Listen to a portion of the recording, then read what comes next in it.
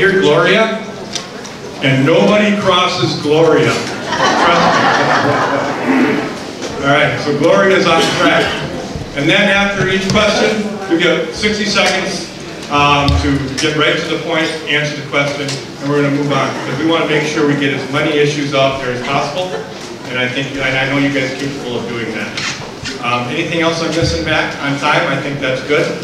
All right, any questions from you guys? All right, I'm going to hand this mic over to Robert Craig. Good morning, everyone. So I'm Robert Craig. I'm the Executive Director of Citizen Action Wisconsin. I'm going to briefly introduce this, then hand it over to Jeff, who will be the Master of Ceremonies. And he and our great timekeeper will make sure there's order. So, as I think most of you know, we're a statewide organization. It's been around about 30 years, and we invented a model which a lot of other states are trying to copy called organizing cooperative a couple of years back, where it's member-owned and member-directed. We have 6 organizing cooperatives around the state, and Western Wisconsin Co-op here was the second one. And Jeff Smith was its first organizer.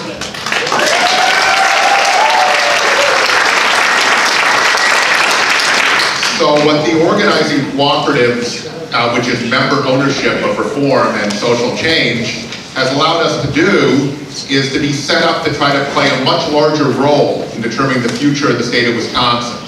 And so in order to try to make sure that we had the most progressive candidate who was a strong candidate come through this primary and defeat the incumbent, Scott Walker, and put Wisconsin back on the map as a leader not in regression, but in actual progressive reform, like we used to be, and do all the things we can do in the state, we wanted to play a major role. So we had a 6-month process last year, member-driven, all over the state, which established a very dramatic, progressive platform, which is an 8-year agenda for the next governor of the state of Wisconsin. And so that is the basis for what we're going to do here. This is the first of these in our endorsement process. We're going to have 4 forums like this in 4 regions of the state, centered around regional organizing cooperatives. And then based on the recommendations of members, hopefully our board of directors will be able to actually make an endorsement in the primary. So that would depend upon one candidate really standing out in the process. And we don't know, but that's obviously the goal, because then, obviously, we have an extremely strong candidate to change the direction of this state. And so you are kicking off this whole process. Obviously, many of you were involved in the platform process, but now you're kicking off the public part of our process to see whether we can make an endorsement in this primary. And so with that, I want to turn it over to our cooperative organizer in Western Wisconsin, Jeff Smith.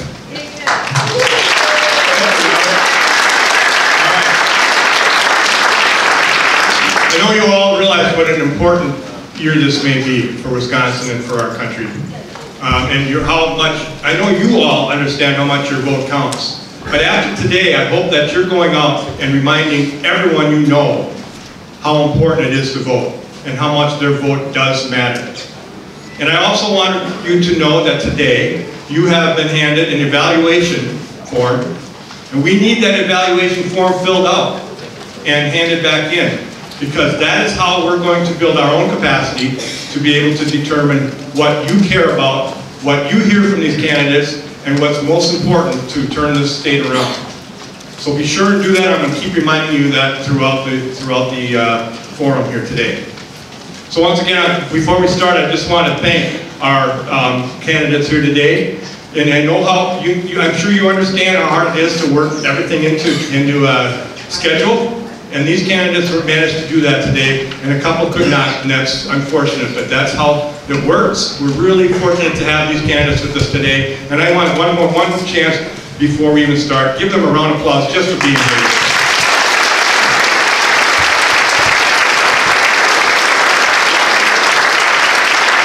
So Gloria, are you ready for us? Let her rip. All right. All right, Gloria's the boss from here on out. We're going to start right on this end with Matt Flynn, and he's going to tell us all about himself for 90 seconds. Thank you very much, Jeff. My My name is Matt Flynn. I'm running for governor. I want to say a little bit about myself and why I'm running. I'm a Navy veteran. I was the chairman of the State Democratic Party for 2 terms. And when I was, we unified the party, paid off our debt, and we elected Tony Earl governor. My wife Mary is with me in the audience somewhere. Mary and I are married 41 years. She's originally from Monroe, Wisconsin, Greene County. She was a speech pathologist in the Germantown Public Schools for more than 30 years, and we make our home in Milwaukee. I'm running for governor because, very simply, I'm not going to stand by and watch our democracy destroyed. And that's what's happening right now. In Washington, D.C., Donald Trump has betrayed us to the Russians for bribery and blackmail. He's joined the Russians in attacking our own FBI, and I'm not going to put up with that. In Wisconsin, in Madison, Scott Walker has corrupted our government. Up until 10 years ago, we were known for honest government and clean water. And now we're known for corrupt government and dirty water. And I'm not putting up with that. This Foxconn deal, he imposed a $4.5 billion tax on everybody in the state to give to a foreign company to build a plant in Racine. He's mismanaged the state. He has driven wages down. He's busted unions. We need a tough, aggressive candidate running for governor against him to take him out before he reapportions again in 2020. And then we're going to have a Republican gerrymandered legislature till 2030. We can't afford that. Thank you very much.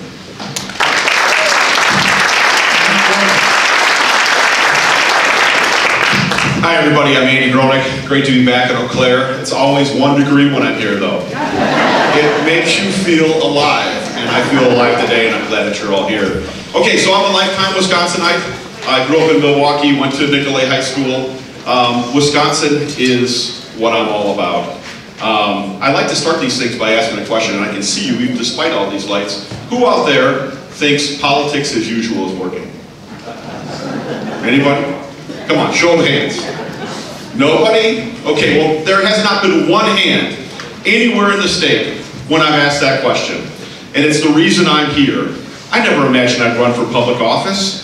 I spent 35 years helping struggling companies who couldn't go to a bank and get a conventional bank loan to solve problems and to move forward with a plan for success.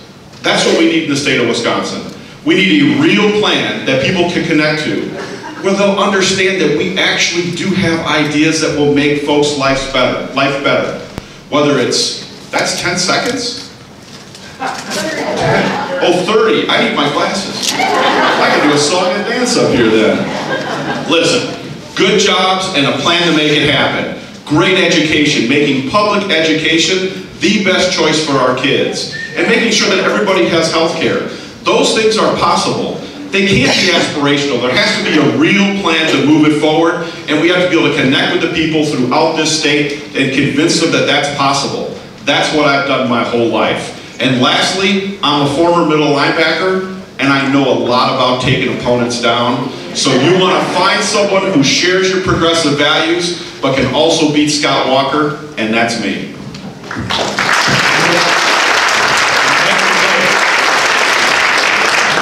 Hi everybody, I'm Mike McCabe. I grew up not too far from here, just down the road in Clark County. I'm the one and only candidate in the field who was born and raised on a farm. I come from a dairy farming family. I have spent most of my adult life, though, working as an independent watchdog trying to expose and break the grip of big money influence on our politics. I am running for governor because Wisconsin is becoming a shadow of its former self. We are losing so much of what made Wisconsin special. And the underlying cause of that decline is the cronyism and corruption and legal bribery that has been allowed to take root at our state capitol. And that has to be uprooted. In one of America's darkest hours, as the country plunged into the Great Depression, the greatest president the Democratic Party has ever produced said, "The forces of organized money are unanimous in their hatred for me, and I welcome their hatred." We need to revive that spirit in our time. I'm running for governor to do everything in my power to revive that spirit in our time.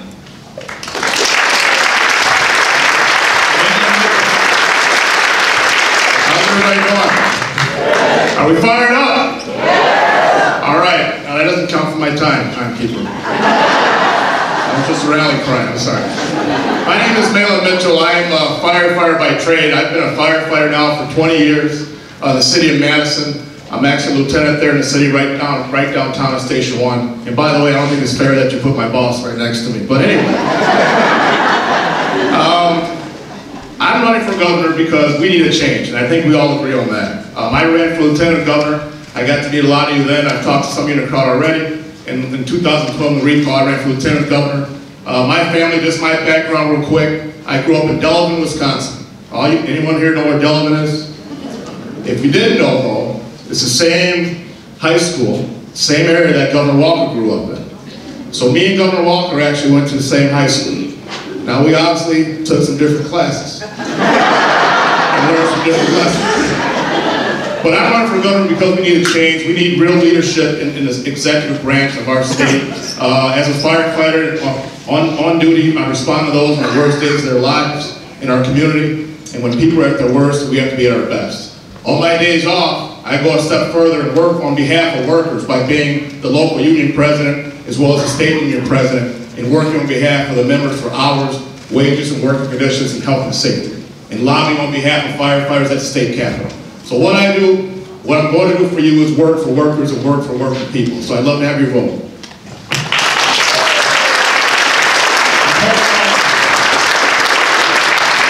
Thank you. I'm Paul Sarlin. I've got 21 years experience as the mayor of Madison, 25 years experience in the private sector, and there is no one who's had the experience I have had of beating 3 incumbents, including a right-wing mayor of Madison back in 1973. Now this last year, we saw Oscar Mayer leave Madison. We lost over 600 jobs, close to 800 jobs. It did not affect our economy at all. In fact, our unemployment rate continues to be at or below 2%. Why? Well, we didn't give out any tax breaks at 17%. We didn't make any gifts to thieves who are coming in to pilfer this state. What we did is we created a great place, a place where people wanted to be, where the private sector wanted to invest, and we have done it from a range of activities, from setting a city employment minimum wage of $15 an hour, we will be there after a 3-year plan next year, to working with the private sector and knowing where to draw the line in regards to how much you can afford to give in your tax dollars.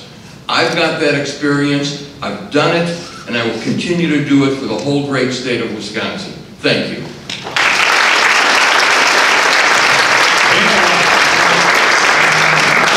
Thanks, Jeff.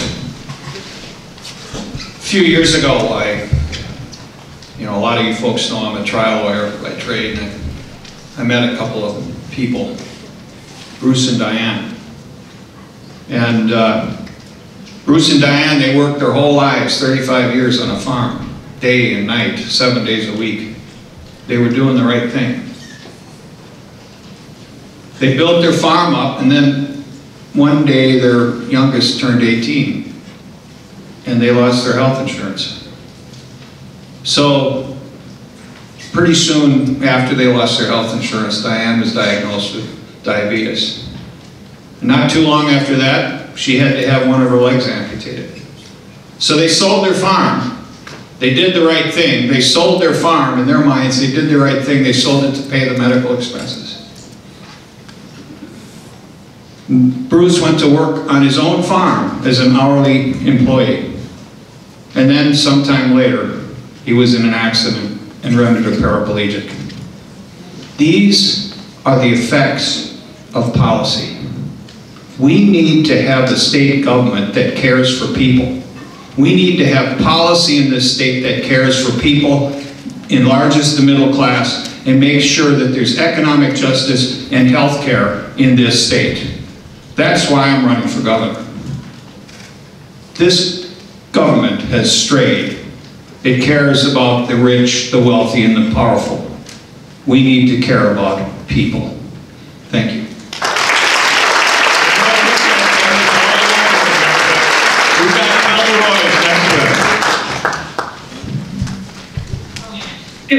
evening. I want to thank you all for being here, and especially thanks to Citizen Action for making it possible for me to appear as a disembodied head. It's a pleasure to be with you, and I wish I could be with you in person. My name is Councilor Royce, and I'm running for governor because I want to restore opportunity and fairness to Wisconsin. I want to make our state the very best place to raise a family and the best place to grow a business. I've been fighting for and achieving progressive change for my entire adult life. I'm a lawyer by training and a proud graduate of the University of Wisconsin Law School, and I helped to pass criminal justice reforms as part of the Innocence Project. Then after law school, I decided to join the front line to fight for reproductive rights, and I became executive director of NARAL Pro-Choice Wisconsin, where I worked with Republicans and Democrats to help pass the first pro-choice legislation in about 30 years in our state. Then I ran for the state assembly and was elected and re-elected. I had the opportunity to serve in leadership as the caucus chair and fight on the front lines against Scott Walker when he dropped the bomb on our state in the form of Act 10. I've worked hard to achieve progressive values, and over the last 5 years, I've actually created jobs. I've been building my own tech company. Unlike our current governor, I actually know what it takes to make Wisconsin a great place to work and to live and to grow a small business. Most importantly, perhaps for this audience, I've been a long-time board member of Citizen Action. I consider Wisconsin Citizen Action one of my most important partners when I was in the legislature and just as a progressive activist here in Wisconsin. Thank you very much. Before we get to questions, a couple of things I also want to be sure to remind you. We have a jar out there to help donate to the theater here. This is terrific place. It has been a terrific thing for the city of Eau Claire, and if you could help donate, because they have been so generous as to allow us to use this space today, it'd be very helpful. The other thing, of course, is to join the co-op while you're at it, too. All right, we have question number 1 being read. We're going to start with Andy this time and keep going that way, and we'll keep doing it that way, all right? So question number 1 comes from Kathy Rice, retired teacher and musical director in Eau Claire. Having adequate and affordable health care for illness and wellness is the right of everyone in America, regardless of income. This is not necessarily happening in Wisconsin. Do you support a Badger Care public option and eventually a guaranteed universal health care system in Wisconsin? If so, how will you as governor ensure that the state moves in this direction with all deliberate speed? Can I ask one thing before you start, Andy? Can everyone hear the question? Let me bring mine. This is what I'm going to, okay. Because I can just sit right there. I'll take care of it. Yeah, all right. I'll say it again. Having adequate and affordable health care for illness and wellness is the right of everyone in America, regardless of income. This is not necessarily happening in Wisconsin. Do you support a Badger Care public option and eventually a guaranteed universal health care system in Wisconsin? If so, how will you as governor ensure that the state moves in this direction with all deliberate speed? Thank you. I'm Andy Gronick. I'm here to testify that Kelda Royce is a real person, a wonderful and nice person, and not just that box. Okay, so I have Crohn's disease. I was diagnosed in my early 20s with Crohn's. I know what it's like to list a pre-existing condition. Last week I got a call from my insurance company and said that my medication would cost about $4,700 a month if my copay did not jump in and pay. So far it looks like it's doing that. That would have been $56,000 for me, okay, just for one medication. My entire family's on Obamacare. I absolutely support and believe that health care for everybody in the state of Wisconsin is a right. I believe we should explore whether or not Badger Care is an option for everybody in the state. But I'm not here to tell you that it's the option. I'm here to tell you that we should explore every single option to make sure that everybody in the state of Wisconsin has access to affordable health care. There should not be one class of people who, if they get sick, feel they can go and get the services needed to get better, and another that will fear losing their life or all that they've earned during their life. So yes, I support that process. Mike. Yes, absolutely, Badger Care should be a public option. Badger Care should be there for all Badgers. That is the bottom line. And we can make that happen by doing two things. First of all, we take the federal Medicaid expansion money that has been turned away. That enables us to make Badger Care available to something like 80,000 more people than currently are able to access it. But that we should not stop there. By changing one word in state law, we can make Badger Care a public option available to anybody regardless of income. We should change that word, and once elected governor, I would change that word. The simple answer to the question is yes. There are about 300,000 Wisconsinites right now that don't have any health care, and that's a problem. And if you look at the question, it says that it's health care right, and I wholeheartedly agree with that. A lot of people will tell you that health care, not up here, but a lot of people on the right will tell you that health care, you should have access to health care. Well, that's not health care. There's no doubt we should have taken federal expansion dollars for the expansion for Medicaid. That would have put another 84,700 people on to have adequate health care. So we need to make sure that there's never a time where a child cannot go to the hospital because their parents can't afford it. My mother's a diabetic. There should never be a time where a senior has to choose between paying their prescription drugs or paying the rent on their mortgage. So yes, we need to make sure everyone in the state has health care. That's also not just a moral issue, it's also an economic issue. Because you just heard Andy talk, if you take that hit, there should never be anyone that's just one sickness away from going bankrupt. And we can do better in Wisconsin. I will do better as your governor. If you go online and check with your hospital, you're going to hopefully find a chart that is going to show you 3 different columns. First column is going to be how they get reimbursed for the procedure from Medicaid or Medicare. The second one is how they get reimbursed, the amount they get reimbursed from someone who has private insurance. The third column is going to be the sticker price. It's just like a car. $56,000, that's the sticker price. Nobody hopefully pays it. But there is a missing number.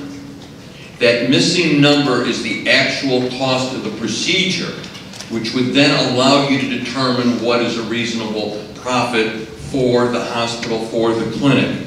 Yes, we have got to get to universal health care. I have gotten a lot of aggravation from my newspapers back in Madison about my travel expenses. Well, I've been going back and forth with a group of mayors to Washington working on this subject, and I want to point out so critically that a big part of this issue is the cost of behavioral health and the cost of substance abuse. That must be part of any coverage that we're talking about. 30% of the Madison Police and Fire Department budget goes for services related to behavioral health and substance abuse. Around the rest of the state, the cost is even greater.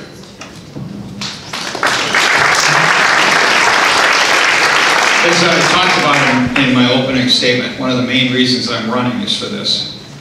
The largest cause of bankruptcy is medical expenses. People like Bruce and Diane, I talked about in my opening statement, they lost their farm, they lost everything they had because of not having health insurance. Absolutely. I've been a co-sponsor, I'm in the state legislature, I'm in my 3rd term, as you probably know. I am a co-sponsor of the Badger Care buy-in bill, and I am absolutely positively in support of universal health care. This is ridiculous. Our society is far, far too wealthy to allow people to not have health insurance. And most industrialized countries in the world have it, and by gosh, we're going to get it as soon as possible. Thank you.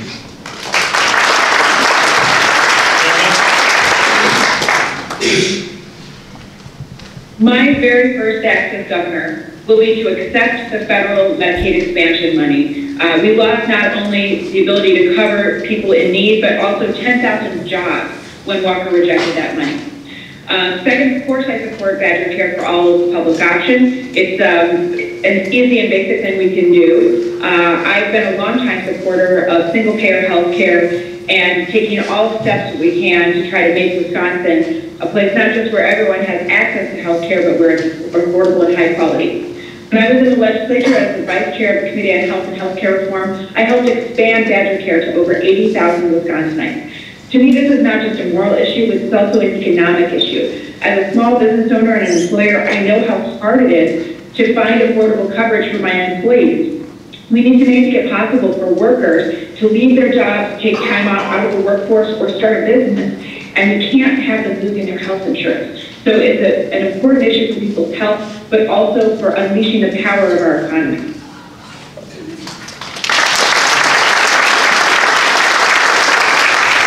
Thank you. The short answer is yes, and there are 3 points I want to make. First of all, I think that health care should be a constitutional right.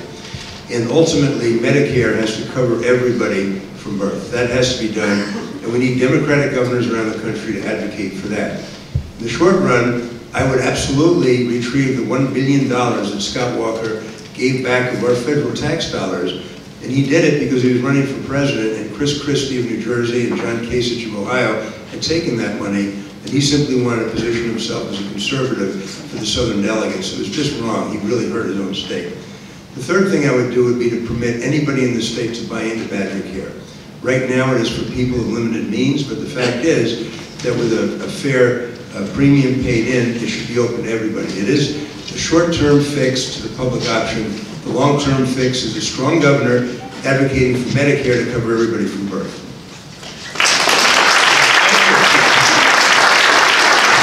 Our second question comes from Jim Schumacher, another strong member of our co-op.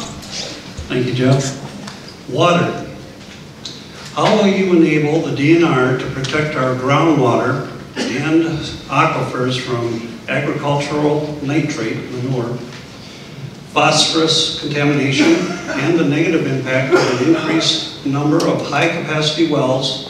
And how will you ensure that polluters pay the price for contamination of our pure water resources, which are our greatest natural resource? Can we start with Mike? As I mentioned, I grew up on a farm, and one of the ways we remained profitable on the farm was foregoing health insurance. One of the steps we wouldn't take to remain profitable was poisoning the neighbors. And right now we've got places like Kewaunee County where almost half of private wells are contaminated, where people turn on a water faucet and are afraid to drink what comes out. I had somebody in Kewaunee County send me a video of their shower. And when they turned on their shower, what came out was brown and smelled like cow manure. That shouldn't happen anywhere in Wisconsin ever. We've got polluters being allowed to write their own permits. That's got to change. We have to put the DNR back in a position of protecting our land and our air and our water. That's good for the agricultural economy. That is good for public health. That is a bottom line that we have to enforce here in Wisconsin.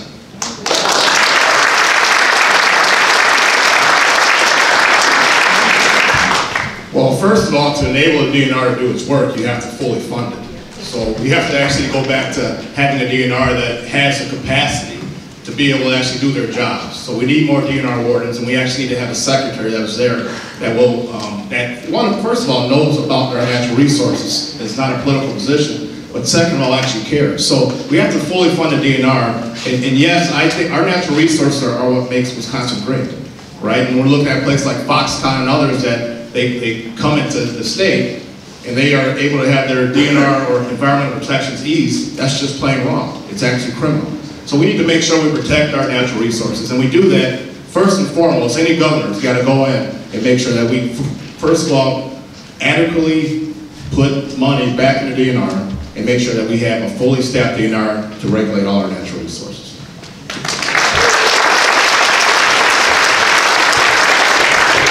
One of my private sector activities over the years was a co-owner of a consulting firm that worked on biodigesters. Bottom line is this: there are 10 times as many effective active biodigesters in Minnesota as there is in Wisconsin, and thousands of times more in Germany and the Scandinavian countries. Part of the answer lies in the development of biodigesters. Biodigesters mean, first, we will be able to produce a renewable energy source. Secondly, it means that the substrate, the manure, goes through the process and comes out, and you can remove the phosphorus. Lastly, when you apply the manure to the fields, you'll have killed many of the insects, the larvae, the seeds, so you need fewer pesticides and fewer herbicides. Lastly, there's nothing in the question about salt. Thursday of this week, I came back from the Minneapolis 17th Annual Salt Symposium. We have to get control over road salt application, and in the private sector here in Wisconsin, because our streams and our lakes and our surface waters are being contaminated with fluoride.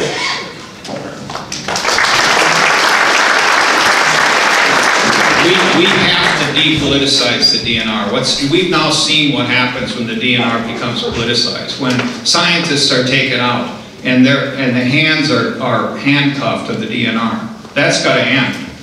I agree that biodigesters is something we've got to look into. In fact, we're putting a policy together for that. But we've got to have an independent DNR, and we've got to make darn sure that they have statutory and regulatory authority to look at these issues. Because right now, our aquifers are being polluted, and it may never be brought back, possibly. Nitrates may never go away, potentially. We've got to stop this, and these high-capacity wells are literally taking many people's drinking water. This has got to stop. It's got to stop now. We're going to depoliticize the DNR as soon as I'm there.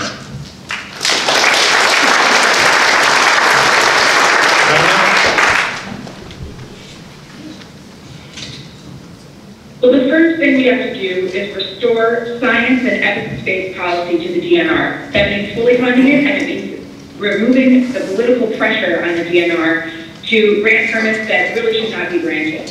94,000 households in Wisconsin have unsafe nitrate levels, and 90% of that comes from manure and other unsafe agricultural practices. We have to make sure that in siting farms and in permitting and then inspecting farms, that the DNR scientists are in charge of that process. There are certain places in Wisconsin where we can't have large concentrated animal feedlot operations because the bedrock just won't allow it. There's no way to get that water clean. And we have to make sure that not only drinking water is protected, but recreational water. You know, when we have fish kills and trout streams because there have been manure spills, that's unacceptable. And when the lakes in Madison and elsewhere are polluted, that hurts our economy as well. So this is certainly an environmental issue, but it's also an issue about our economy. Thank you.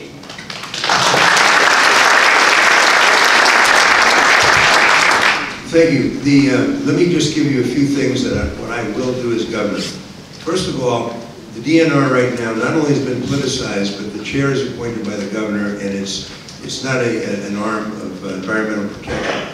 We were once known for clean water. Now we're known for dirty water 7 years after Walker started. What he has done is turn over the water supply of this state to industry, in many cases as donors, without the permission of the people of the state, and I'm going to stop that. First of all, I would put in an independent DNR again, funded with a chair who's not appointed by the governor. Secondly, there will be no more industry permits given written by the experts from the industry. They will be written by experts that are hired by the state of Wisconsin. Third, the CAFOs, the concentrated animal feeding operations, are going to be zoned so that they cannot leach into the groundwater. In the old days, we had a toxic waste disposal site in Nevada for good reason. This is kind of mini toxic waste, and it's not going into our groundwater. There's going to be no more pumping, mining, or anything of that nature. Thank you. Hi everyone, Andy Groening. Okay, so for me it's all about real solutions. In 2016, I looked at the issue of manure that we're all talking about. We have a $34 billion dairy industry. $34 billion that creates good paying jobs all over our state. But we need a solution, a real solution for that manure. So I was talking to people who are milking cows and to power companies and everybody else. I'm going to do this in 60 seconds. You can take those biodigesters, you can actually put in a pipeline to a regional power plant that actually powers Wisconsin communities. Take that nitrogen stream, you can prill ammonium nitrate prills for fertilizer. You can localize a bagging operation for organics. Put that on every single one of those farms. It's something that's saleable. You can refine those fuels for farm vehicles. It's absolutely possible. We have technologies that already exist, RO systems, to take water and to purify it so that you're returning actual irrigation water to fields instead of manure. There's a way to have real balance. Restore the scientific organization of a DNR, and also embrace the fact that we are an agricultural state, finding real solutions that create real jobs that ultimately help families throughout our state to thrive.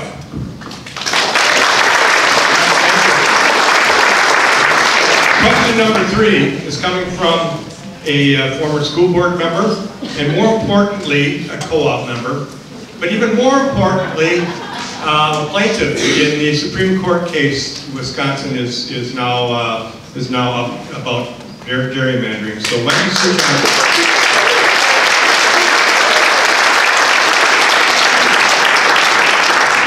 Thank you, Jeff.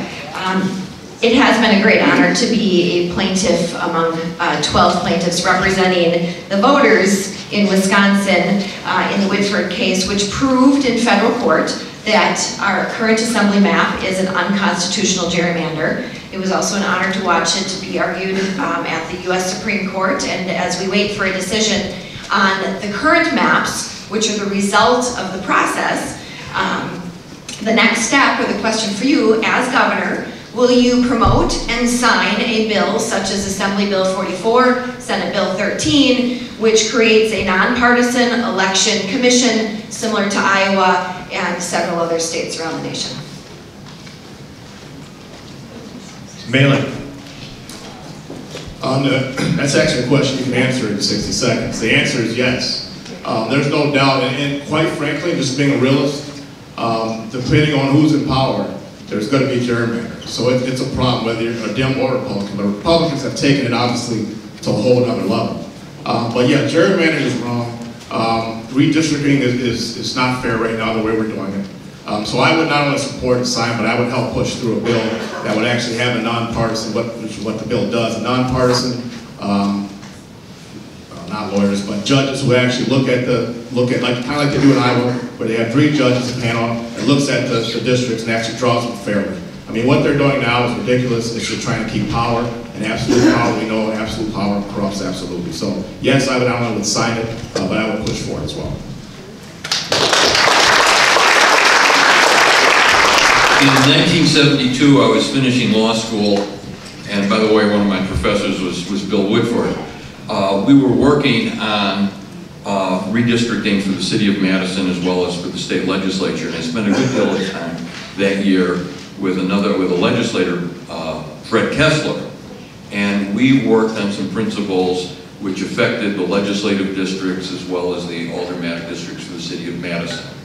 There's a couple of principles that we abided to, and by the way, eventually the plan that we had for the city, a Republican member of the council and myself came to agreement, and that was passed.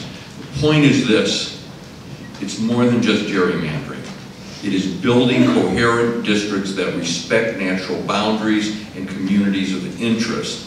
It means perhaps throwing legislators together in the same district because it's more important that we serve the people we represent, and it means that neither Democrats or Republicans are going to be partisans in fixing lines which serve their parties. This is not to be a favor for anyone.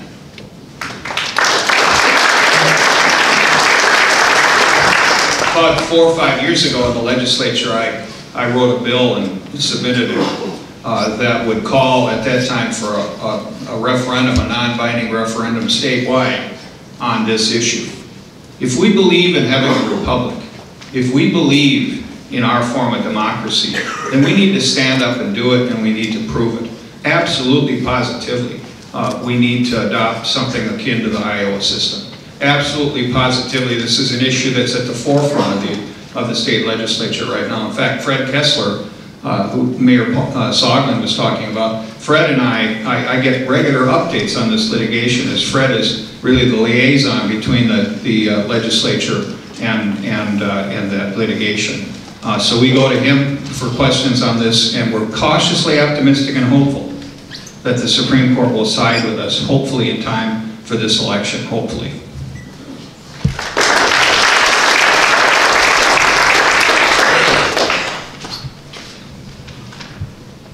Well, first of all, I'm amazed and delighted that Mayor Soglin and I both had Bill Whitford as a law professor. He's obviously had a huge influence on generations of attorneys. Of course, I'm a longtime supporter of nonpartisan districting. I helped co-sponsor that bill when I was in the legislature, and I argued strenuously in caucus that we should pass it. Unfortunately, Democrats didn't do it when we had the opportunity. As Jeff Smith knows, that was a heartbreaking decision, and it was wrong. We should have passed instead of redistricting when we had the chance. Since leaving the legislature, I joined the Board of Common Cause, where I've advocated not just for letting voters choose their politicians and not the other way around, but for public financing campaigns and for making sure that people have access to the ballot box. We need to encourage people to be participants in democracy. And part of the way we do that is by making it easier for people to vote, by having public financing for candidates so that they can run for office even if they're not wealthy. These are core political values that I will uphold and fight for as governor.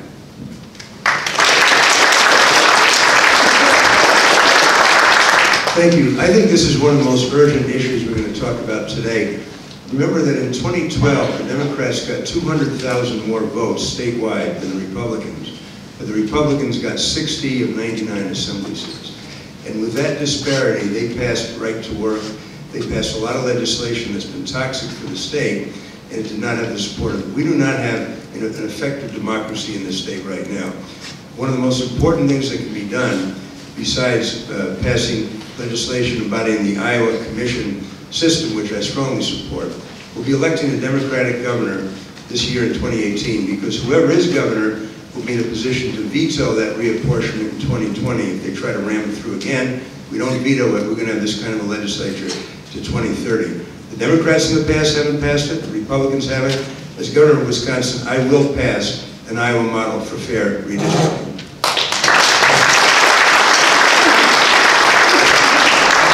I'm Andy Grodick. I want to be your next governor. This is the easiest one to answer, and the Iowa model, if you've actually pulled it up, Google it, it's easy for my 10-year-old daughter to understand. So I want to move on from that. Of course, I think that's a great model. Before I decided that I wanted to run for governor, I traveled the state for 18 months. I talked to over 700 people, and I did it because I wanted to find real solutions to creating good-paying jobs in our state and to getting back to great education. So in talking to those 700 people, I'll tell you that I didn't look for Democrats or Republicans or independents, I just looked for people. And you know what every single person that I talked to have in common? None of them think that government is listening. And in many instances, government doesn't have to listen because the system is rigged. We have a broken system, that's why I'm here. We need real plans, like I tried to articulate before. Real plans that create those jobs, real plans that get us back to great education. That's what we need because we have 30 seconds, folks, to connect with people all over the state of Wisconsin. That's it. And if we can't convince them that we have the best plan to make their life better, get used to more of the same from Governor Walker.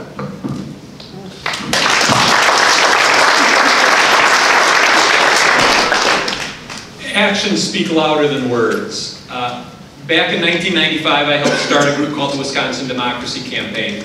And for decades, I worked to try to get redistricting reform to Wisconsin.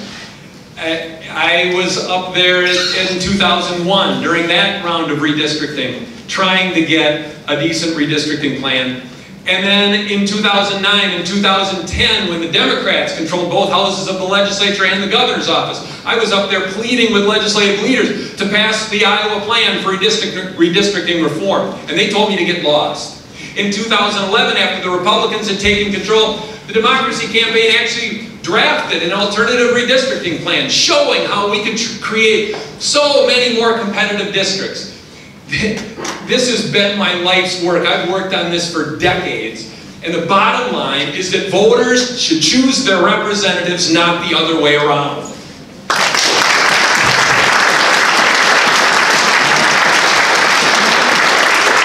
Just for a little clarification, I never told you to get lost tonight. No. All right. You were the one who actually had me in your office talking. That's right. All right. Number 4 question.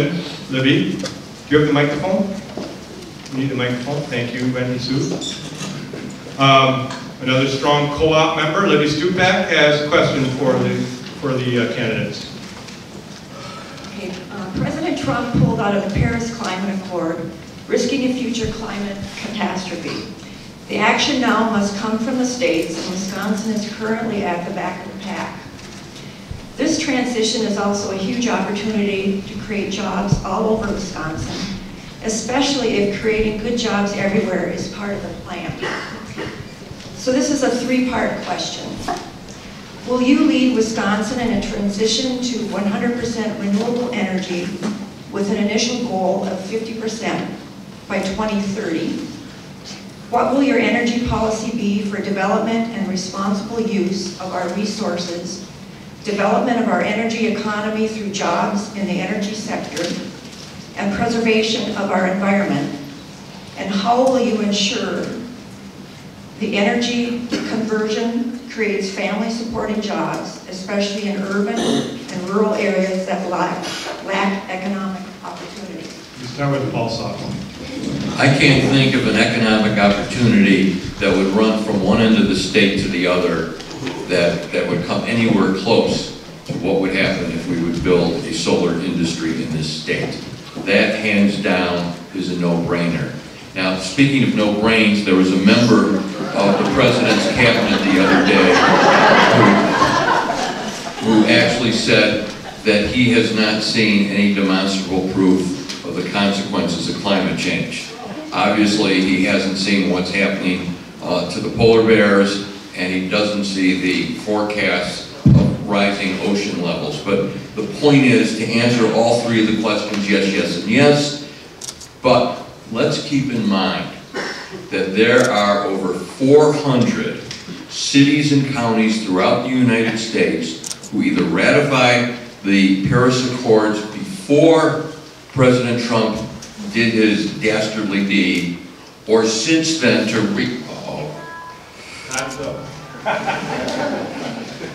Sorry about that. Where was I? Anyway, we've ratified it, and we can create an economic engine out of alternative renewable energy sources with or without Donald Trump, with or without Scott Walker.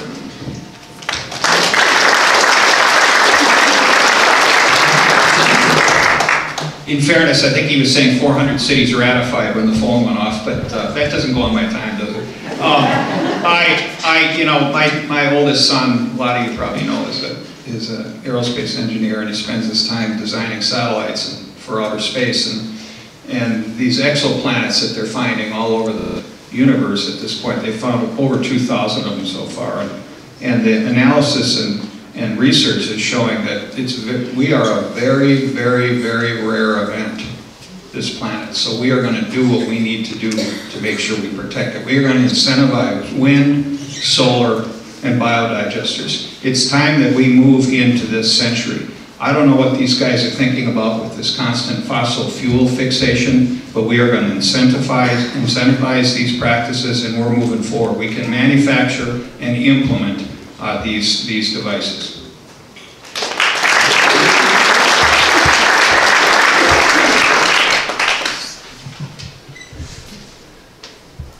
Yes, yes, and yes.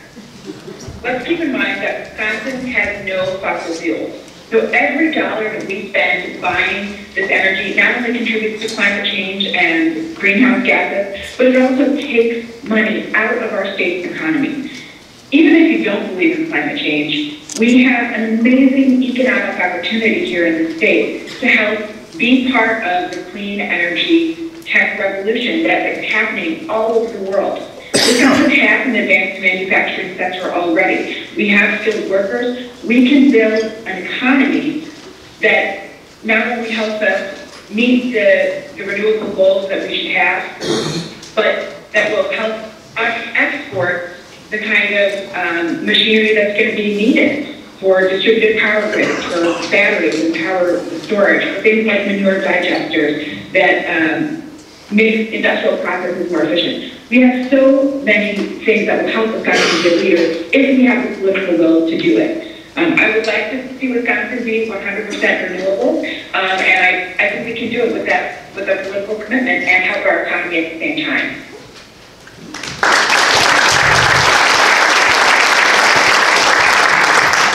That was a great question. Let me put it to you very bluntly this way. This is a race between a pro-science party, ours, and an anti-science party. Fundamentally, they deny climate change. In addition to that, when he went to London, Scott Walker running for president, they asked if he believed in evolution. He said, I'm going to have to punt on that. We need a pro-science party, period, end of story. I will restore the commitment to climate change even if the legislature won't pass it. If the governor publicly says and puts back on the website of the DNR a concern about that, that will have some effect. Secondly, I would through tax credits and through strong incentives build the renewable energy industry in this state. The Republican Party will not do that. I will do that. I think it's inevitable. And finally, much of this was environmentally structured in the question, and that is, do we want a party that believes in science and will protect our water and will protect the environment in the state, or don't we? It's as simple as that. I believe we do, and I'm looking forward to being your governor. Thank you. I'm Andy Gronick, I still want to be your governor. All right, so I'm not just talking about this because it can't be talk. It's got to be about action, about having an actual real plan. And I would encourage you to look at our website, andygronick.com. In the coming week or two, we're going to be releasing a comprehensive plan that talks about things like powering mid-sized communities in the state of Wisconsin with renewable energy that currently is looked at as a problem because it is. We don't want to be spoiling our water, but we also want to be supporting the kinds of industries that will help us grow throughout our state and doing it by respecting our environment. My plan is all about being the best in the world at the industries around food, water, air, and energy. And by doing so, we'll create jobs in technology, in science, in manufacturing, and in agriculture. That's who we are. These are not just words. These are integrated plans that look at how we help people rise from poverty, get the training that they need so that they can be successful in their community, but also help to the businesses throughout the state of Wisconsin to grow. It's possible. It's just not possible to do it in 60 seconds. But I'm telling you, we can have real plans and not talk that connect to families and make their life better. So check out our website because it's coming, folks.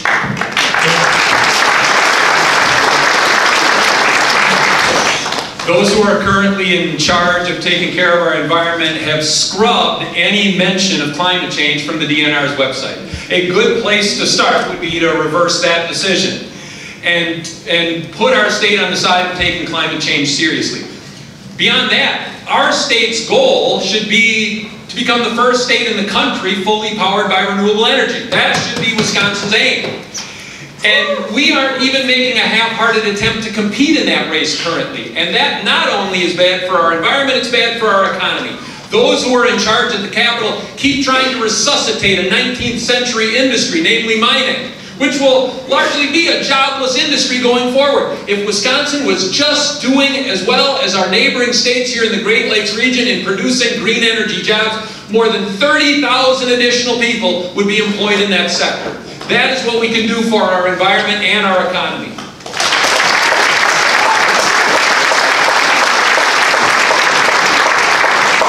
I'll tell you what, Jeff, going last in a question really sucks. Because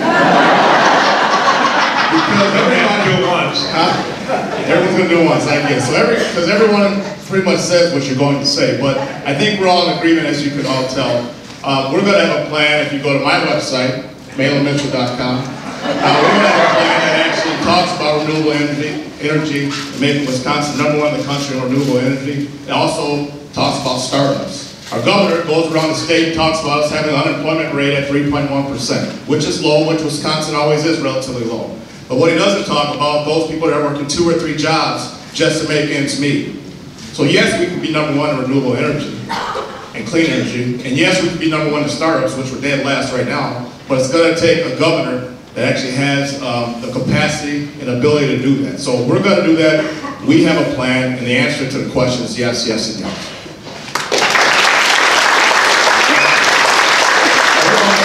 You were really good. These guys really handled that really well, considering what a long question that was. I just want to be sure to remind you about your surveys that you're holding in your hand. Don't skip on that because it's really important. Hope you're taking notes. Our 5th question will be asked by Damien O'Brien, retired professor from the university and again a co-op member. And we'll start with Damien after he asks the question. Admissions office. Brian, hold the mic up. Hold it to your mouth. Okay. That was the mic.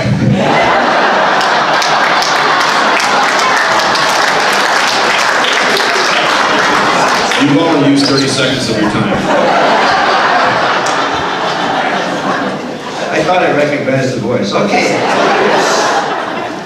Question number 5 we're on. Will you restore the promise of our public education system and our public schools, K through 12, state, university, and tech schools, through full funding, putting an end to the school voucher program and diversion of public tax funds to unaccountable private education? Would you support free tuition for our tech colleges? Would you support free tuition for our 4-year public universities?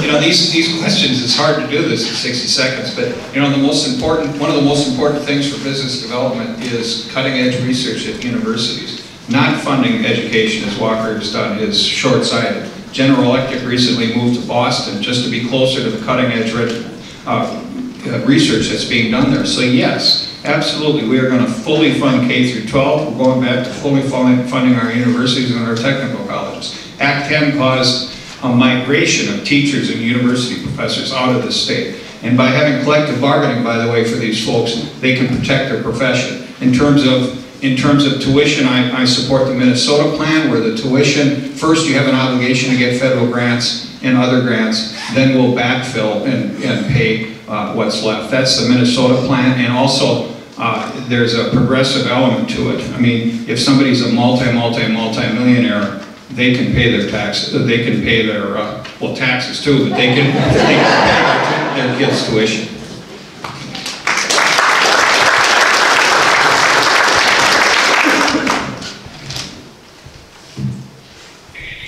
You know, when I was growing up, Wisconsin was the education state. Our public schools were considered some of the best in the nation, and it was a real point of pride for people like my parents, who were middle class, but felt like they were able to provide their kids with an incredible education because Wisconsin invested so heavily in our schools. Yes, we need to become the education state again. I support fully funding our schools, especially urban schools and rural schools that are disadvantaged under our current funding formula. I want to rein in school back to schools. We should not be spending public taxpayer money on private schools that are unaccountable. We should keep public funds for public schools. I do support free tuition for tech colleges, and I'm really excited about the new plan for the University of Wisconsin to make sure that families earning median income or lower can go to UW-Madison for free. I think that's a great step. But we also have to help people who are struggling under student debt by making sure that they can refinance their debt, just like you can refinance a mortgage or an auto loan. I also think we need to emphasize early childhood education even more, because we can start eliminating disparities before they even begin if we focus on early childhood. Thank you.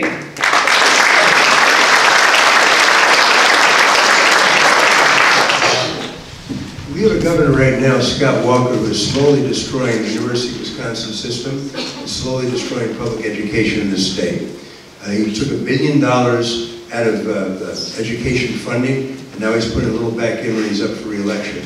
I would do it entirely different. I would fully fund public education, not vouchers and not charter schools, and certainly not for-profit schools. At the University of Wisconsin level, I would restore statutory tenure, I would restore the mission statement and recommit to it, and I would restore full funding for that university. He's insulted professors and he's driving down their morale. I'd repeal Act 10. Now, when it comes to tuition, on our website, I have proposed free tuition for in-state students at not just technical colleges for 2 years, but 2-year colleges and the first 2 years of university. That's what we can afford right now. In other words, free K-14, not just free K-12 tuition. Eventually, K-16, in other words, the last 2 years we should add as well, but I'm going to make sure we do it in a prudent and fiscally responsible fashion. Thank you.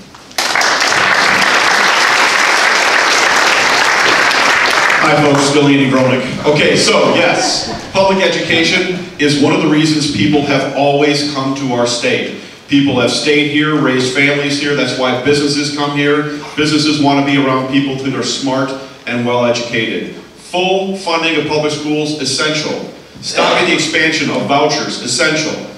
Making much more simple that calculation of how we determine where money goes between city and rural schools, essential.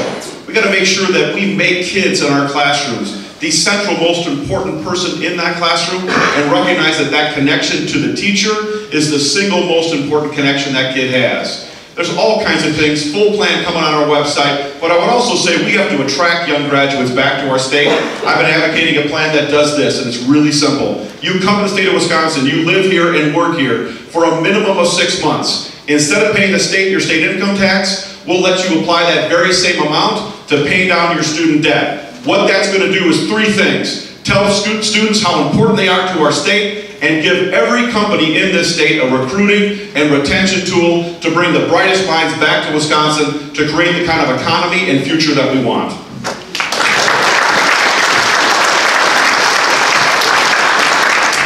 I want Wisconsin to be a place where education is as affordable for our kids and grandkids as it was for their parents and grandparents.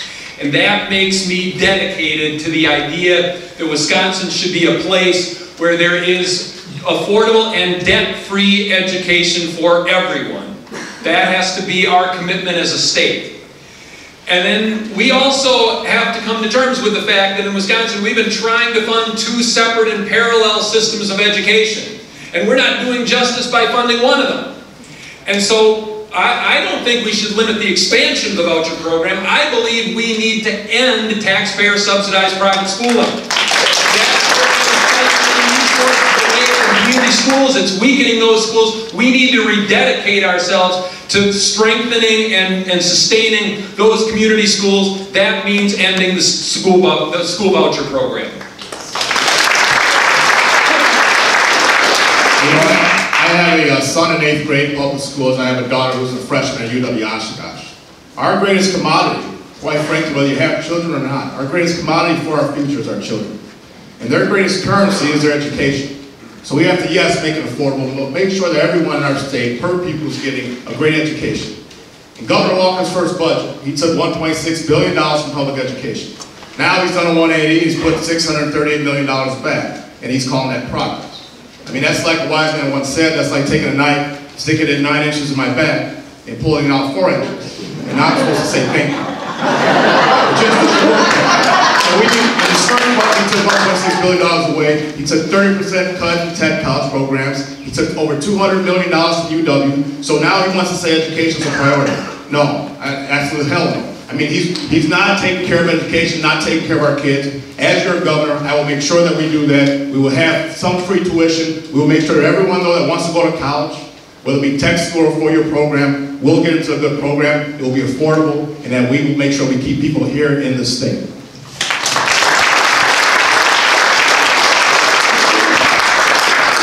Could everyone in this room who's a grandparent please raise your hand? Please keep your hands up. Now, keep your hands up if your grandchildren are too far away from you. That's the problem here in this state. If you want great communities, and if we want our children to stay and raise our grandchildren, we've got to have great public schools. For 25 years now, I have fought against charter schools and vouchers because they were a lie. They were a lie for 2 reasons. First, we were told that the competition was going to incentivize the public schools to do better. Well, all that happened is we financially drained the public schools, and they have not done better. The second part of the lie was that the vouchers were going to result in these private schools that were going to do a better job in educating our children, and that was a lie that clearly has failed. Now, how are we going to fund this? Well, what is the biggest department in the state of Wisconsin right now? Corrections. It used to be the university system. We're going to flip that around. We're going to end all of the false incarcerations because of that phony truth in sentencing. We're going to get people back into our communities. We're going to cut the corrections budget. We're going to put it into the university system. And we're going to raise taxes to pay for public schools.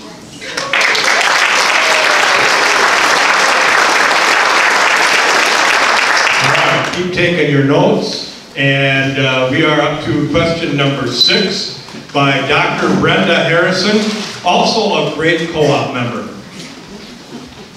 Over the past 4 years, audits of the Wisconsin Economic Development Corporation, WIDC, have proven corruption, mismanagement, and malfeasance in its management and operations involving financial gifts of taxpayer funds to favored corporations with no accountability for the use or misuse of funds.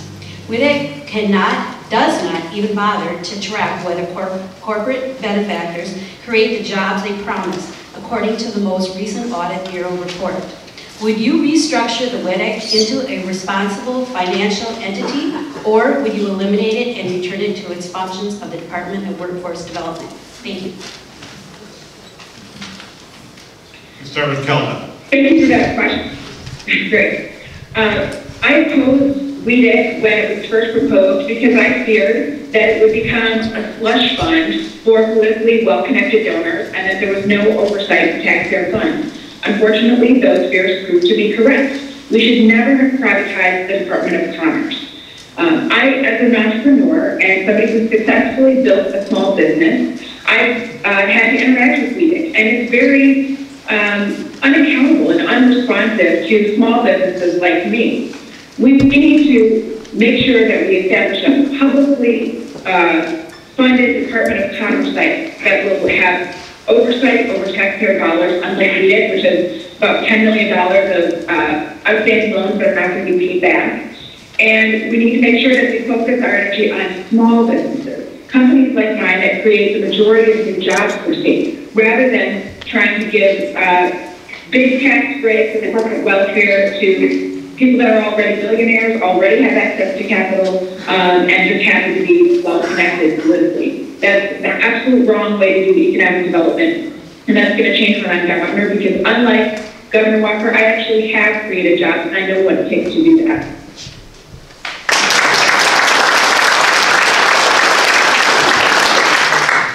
I would eliminate WIDC and restore the Department of Commerce. WIDC is a corrupt agency, and there will be no corruption, any corruption in the Flynn administration. The most corrupt thing they did was this $4.5 billion tax for Foxconn. For a foreign company, everybody in the state is going to be taxed $4.5 billion. It's a private company, and they gave them the eminent domain power, the use of it, to throw people out of their houses. They permitted them to avoid our wetlands and our environmental impact statements, and they let them bypass our Court of Appeals if they're sued, so it goes from circuit court right to the Republicans and the Wisconsin Supreme Court. It is corrupt at its core. I will eliminate it when I get in through litigation. The second thing is the loans that WIDC has made to others. Those loans, in many cases, were corrupt. There are people who didn't qualify for loans, his donors, they didn't pay it back, they created no jobs whatsoever. It is dishonest from the start. There will be no dishonesty of any sort in the Flynn administration. Hi, everybody. Andy Brodick. So let's talk about this in actual real terms. We have WIDC. It's an organization, a department that's intended to create jobs. And we have the Department of Workforce Development over here that's intended to help people find those jobs. Those agencies belong under one roof. So I wouldn't defund it, I would completely restructure it and give it a whole new set of objectives to make sure that that $100 billion that somehow went up missing and not connected to actual jobs that were created in the state, that doesn't happen anymore. But let's also make it really easy to find a job in this state. So if we have a comprehensive economic development plan that builds on the strengths of Wisconsin, and we have a plan that helps workers in Wisconsin get the training that they need so they can be successful in their community or anywhere in the state, that's how we're going to build our economy. That's how we change the shape of Wisconsin and get it growing again. Because right now, we're not creating new businesses. We're last in the country. We let 3,700 manufacturing jobs go the year before last. That's not acceptable. I'm about growing. I'm also about putting people in those great jobs. That'll happen when I'm governor. There should be a common sense rule for government. If a program works, you keep it and you fund it. If a program doesn't work, you get rid of it. By that standard, we should abolish the state's corporate welfare agency, the Wisconsin Economic Development Corporation.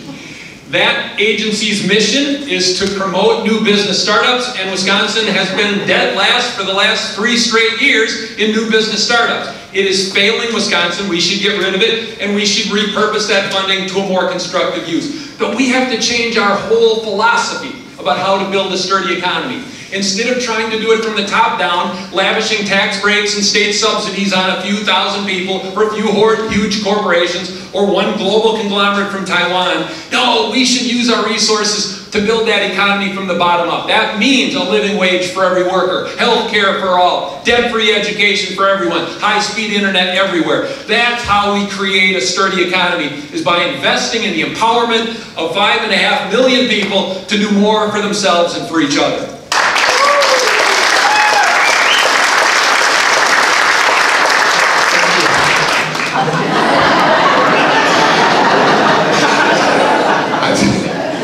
What I would do with WEDC is I would blow it up, because I agree with everyone up here. WEDC has been unsuccessful. It is essentially a slush fund company for Governor Walker.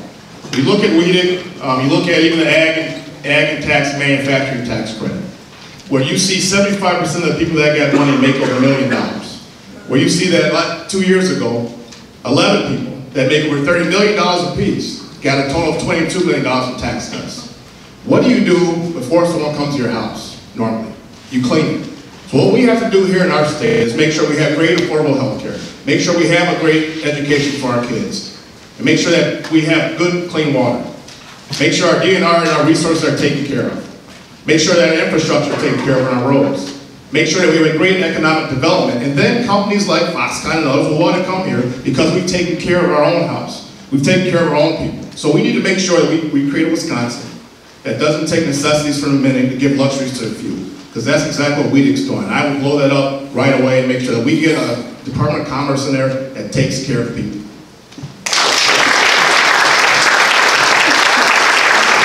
I would restructure the organization and put it along the lines of the City of Madison's section on development. The same agency, same organization that ranked Wisconsin last in terms of job development.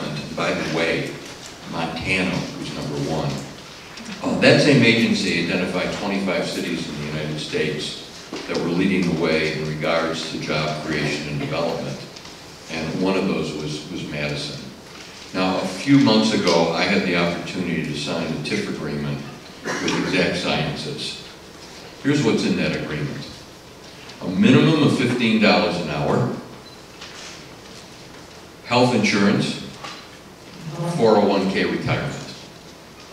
The TIF agreement requires, and there's guarantees, that it be repaid within about $6 years. Cost, about $8,000 per job. Foxconn, $230,000 a job. The way you create jobs is by building infrastructure, and we'll get to broadband later. The way you create jobs is creating a place people want to be. And that is the disaster of the Walker administration, and that's the success that we've seen in some other parts of the state.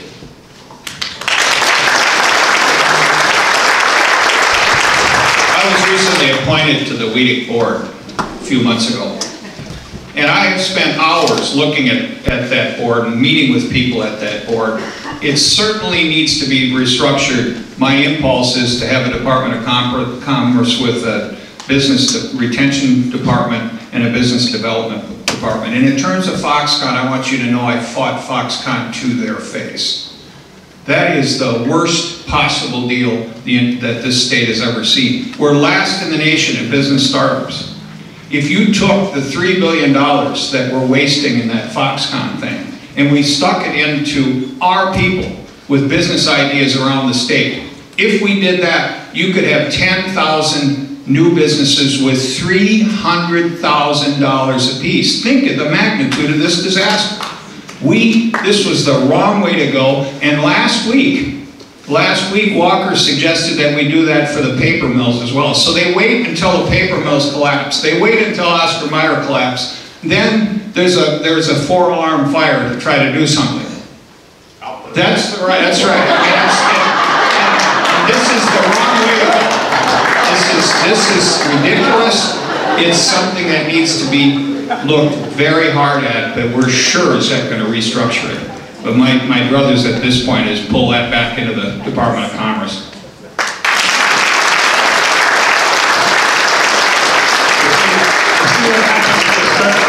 Straight guy and a funny guy. They travel together. They know each other's story. Next time I think I'm going to have each of you tell each other's story. All right, we're going to start back on this end of the table. And our next question comes from Kim Wilson, retired teacher and one of the most active volunteers we have in Citizen Action, because she's a member. Currently, we have barriers to the ballot box. How will you expand voter access to the ballot box and encourage citizens who otherwise might not vote because of existing barriers? Thank you. Voter suppression is the way the Republicans have stayed in office and really subverted our democracy, and there are a number of things that I would do. First of all, I would scrap this voter ID law. There's no science at all that says there was widespread fraud, or really any fraud.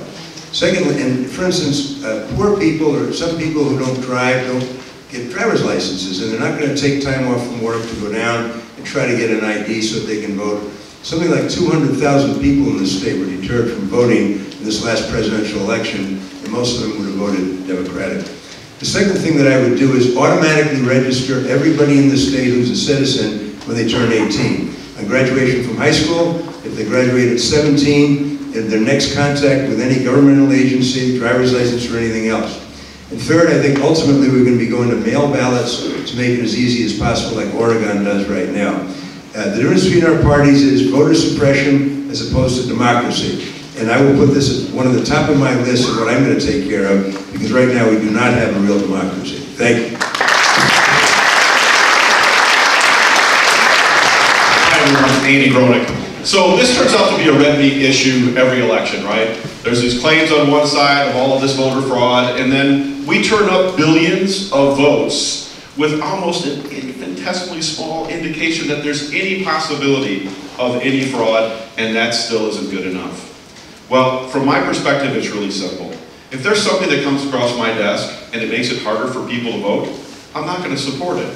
And whatever we can do to leverage technology, whatever we can do to leverage getting people registered when they're in high school, whatever can be done to get everybody's voice to count, that's what we should do, because everybody like me, once I'm governor, should be held absolutely accountable to you. This is about you. It's about your voice and nobody else's voice. That's what it should happen with this process. I mentioned before that I helped start the Wisconsin Democracy Campaign and ran the group for 15 years. We were on the front lines working for voting rights as part of our reform agenda. I was up there working the halls in the Capitol trying to stop passage of the voter suppression policy, the voter ID law. I've worked ever since that time, ever since it became law, to try to get it repealed. I would continue those efforts as governor, but I wouldn't stop there. We got to go in exactly the opposite direction. We have got to encourage voting. We ought to make voter registration automatic. And we ought to make access to the ballot easy for people, not more difficult. One final thought though. If we really want to encourage voter turnout, the best thing that we can do is offer an inspiring vision of how to make this state stronger. We cannot win this election by simply saying what's wrong with the governor. We have to be for something. We have to have a vision of what Wisconsin has the potential to be and how to reach that potential.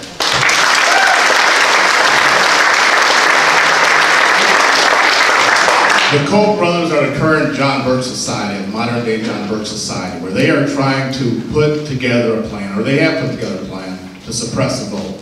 They call it voter registration. It's voter suppression, because that's exactly what it is. They are trying to suppress the vote. So we have to make sure, and I agree with Michael on this one, we have to make sure that we are able to galvanize, energize, and mobilize the people that we want to get out to vote. But we can only do that with a candidate that inspires, that makes people want to get out to vote and get to the polls and get the job done. There's no doubt that the right and the Republicans are trying to suppress the vote because they're trying to keep absolute power. But we have to make sure that doesn't happen. We have to have people able to register, get to the polls. They're closing DMVs in certain areas at certain times where people can't leave work in places around the state and go actually register to vote. That's all by design. So we need a governor to actually stop bad things from happening, and that's why we need a Democrat in the House.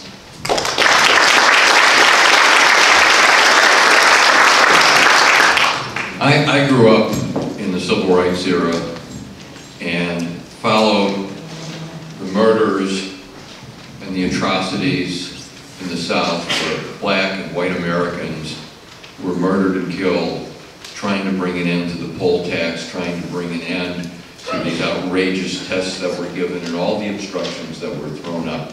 It's hard to believe that in our lifetime we're taking such a horrendous step backwards in destroying our democracy and the access to it.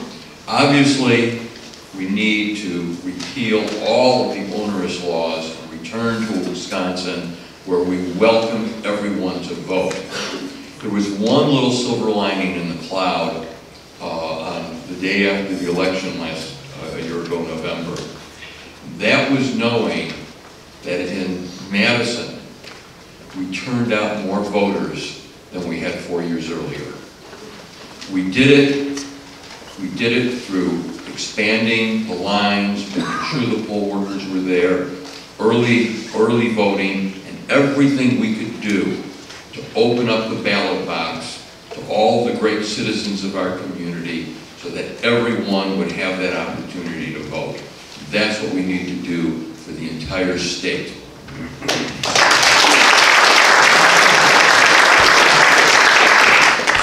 For many years, I've been involved in a project called the Protect the Vote Project, where we recruited attorneys to stand and try to make sure that students at universities and people in blue neighborhoods were able to vote. And we would see Republicans flowing in, standing in front of these polls, giving misdirections. They'd say to Grace Lutheran, just down the street here, Grace Lutheran, they tell the students as they're walking up, no, all students need to vote at Towers. So the kids would turn around and walk over the Towers. This is a struggle that's been going on for quite a while. They've institutionalized it with some of these voter ID laws. There's no question about it. We need to roll those back. We need to make darn sure everybody can vote in this state. We should have mail-in votes, and we should have automatic registration. This is a republic. It used to be. Do we want to keep it? Do we want to have a republic? Do we want to have our form of democracy? I think we all do. And that's where the struggle is. These people are holding on to power. It's their last grasp. This is their last grasp. They know it. They know it. And we need to make sure that we do the right thing by our republic.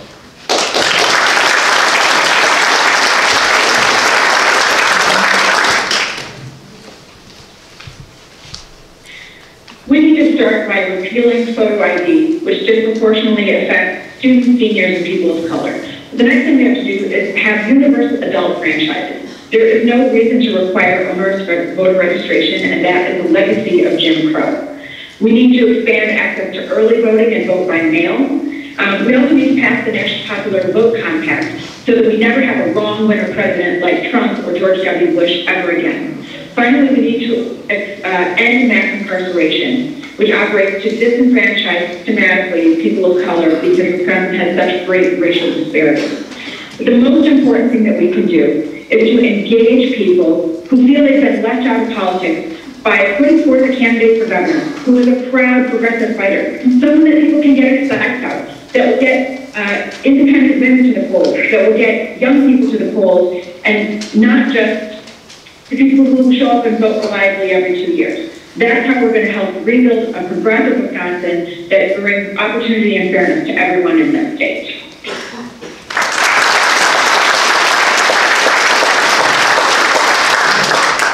All right, Kim to Jody.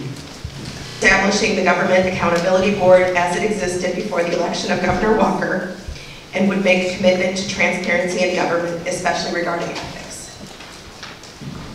All right, thank you for that question. I said on my very first day as a candidate, which was July 11th, that I would restore the Government Accountability Board.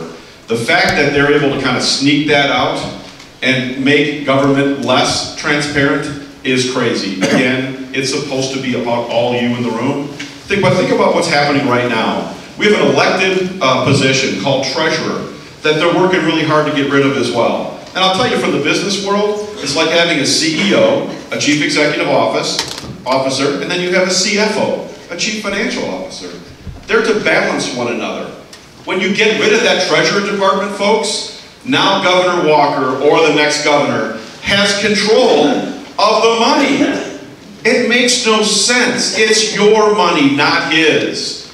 We need to make sure that we're restoring local control so that people at local level have more say about the kind of investment that will spur community and economic development. We have to be completely transparent at all levels of government. I want you looking over my shoulder when I'm governor because it's important, because again, it's your voice.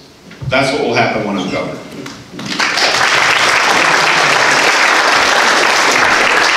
This is a pretty easy one for me to answer yes to, because I was one of the chief architects of the ethics bill that became the law that created the Government Accountability Board. I was part of the team of reformers who crafted the plan that became that law. Yes, we need independent, nonpartisan oversight of elections and ethics in Wisconsin. We need to bring back the kind of body that the Government Accountability Board was designed to give us. An independent watchdog over government. We need to bring that back. So absolutely, yes, I would dedicate myself as governor to do that, just as I dedicated myself for years to get that ethics reform bill passed in the first place. This is actually one of the many issues that really does not go talked about a lot, because I don't know the reason why, but yes, I would say we need to reestablish the GAB, the Government Accountability Board. The board was actually put in place because of the caucus scandal. Because of a scandal is the reason why the board was put in place, because there was not honest elections, because people were actually coming into the Capitol and asking for donations. Pay to play was actually in full force. So the GAB was put in place to look at ethical issues and moral issues and make sure we clean up and have a transparent and accountable government.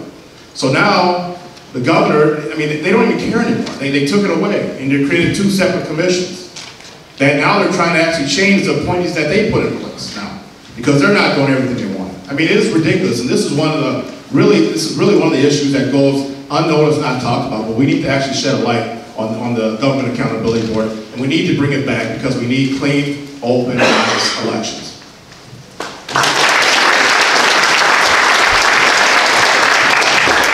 Yes. But there's a larger issue at stake here. It's not just the question of ethics and responsibility as covered by the board. It's also the question of what's happening to our civil service system. I don't want to go through all of the history of Act 10, but one of the things that was true here in Wisconsin at the time of the adoption of Act 10 is that if you compared state to state to state, Wisconsin was one of the most efficient and productive states in the United States in regards to its public employees. Over the years, I've probably had 9,000 to 10,000 different people working for the city of Madison. I am a firm believer in the civil service system. Now, like Ronald Reagan did back in the 1980s with the federal government, what Scott Walker is doing is destroying the civil service and trying to permanently embed political hacks into state employment. We need to restore a civil service system. 95% of public employees are faithful to the people they serve, which is all of us in this room, not to the elected officials. We need a system that works like that, and that will certainly go a long way in restoring ethical behavior in state government.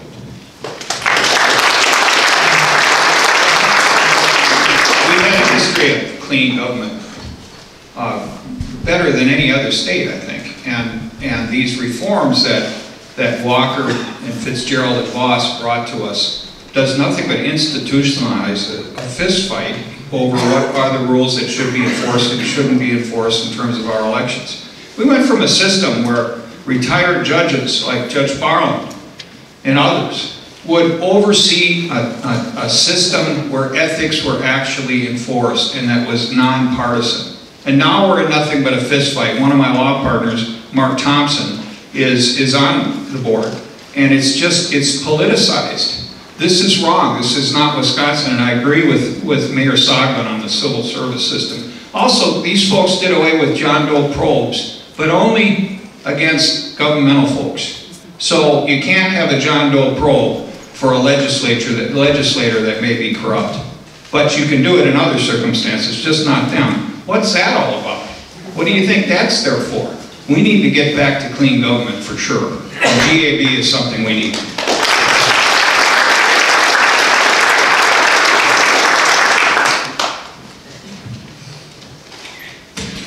We know that Governor Walker and the Republicans are terrible at creating jobs, terrible at delivering health care for people, funding our schools.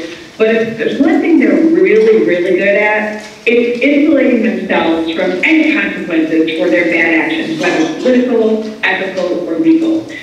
When they break the rules, then they get caught, they simply change the rules. And we have seen unprecedented attacks on Wisconsin's good government and transparency under Republicans, whether it's trying to skirt records requests and destroy that law, trying to hide their actions to, for instance, eliminate the Wisconsin idea from the university's mission. They consistently take action to try to prevent themselves from getting caught for their bad actions. Of course, we should restore the GAB. When I was on the campaigns and elections committee, I worked to try to make sure we had strong ethical boundaries in place. Politicians work for citizens, not the other way around. We need to make sure that our ethical institutions are strong and able to hold politicians accountable when they break the rules.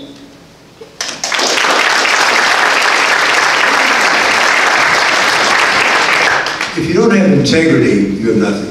And this administration, this Republican administration, does not have integrity. It would restore the Government Accountability Board, but it does go farther than that. They've attacked open records, for instance. They try to repeal it in large measure. In a secret meeting, they were caught and they stepped back. They tried to change the mission statement for the University of Wisconsin, were caught and had to step back. It was a relentless attack on openness and veracity in government. So the Government Accountability Board, by eliminating it, they didn't just do that. They've attacked good prosecutors, Freddie Schmidt and John Chisholm, who went after them and got convictions against a number of Walker's associates. The 5 Republican judges on the Supreme Court shut it down. They ordered the evidence destroyed. We've got to understand what's happening. There's an attack on the integrity of our government. Fighting Bob LaFollette cleaned that corruption up from the 19th century over 100 years ago. It's come back. We need a strong fighting Democratic governor to be the fighting Bob LaFollette for the 21st century. Thank you.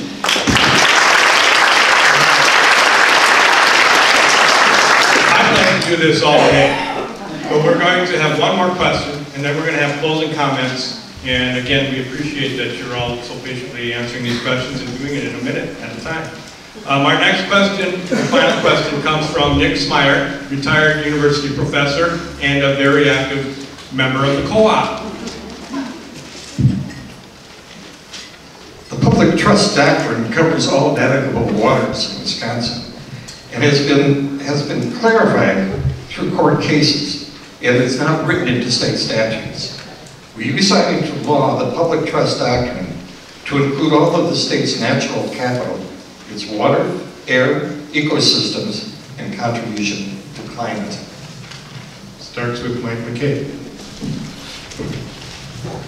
I mentioned in my opening remarks that Wisconsin is becoming a shadow of its former self, and this actually cuts to exactly what I'm talking about. Wisconsin had a strong conservation ethic, a commitment, a duty to protecting our land and our air and our water, and we have watched our state slip, and we need to restore that. I would not only consider it an honor, but a duty to work for and sign into law legislation that puts the public trust doctrine into state law, that enshrines it in statute. That is one of the many steps that we need to take as a state to get back to the point where our state is showing an authentic commitment to protection of our land and our air and our water and our people.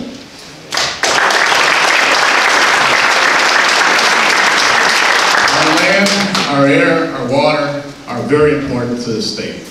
Our natural resources are what make this state great. So yes, I would definitely sign that in and have it actually in statute. We need to, again, fully fund the DNR. Our land, everything we do out in the rural areas is important. I'm a deer hunter, believe it or not, I hunt. I know some of you are thinking like, a black guy that hunts? Yeah. Yes, I hunt, and when I'm out there, I mean, being out in nature and being out there and seeing our natural resources is what makes me want to stay in Wisconsin, what's making me want to raise my family in Wisconsin, and hopefully it's something that makes my kids stay in the state.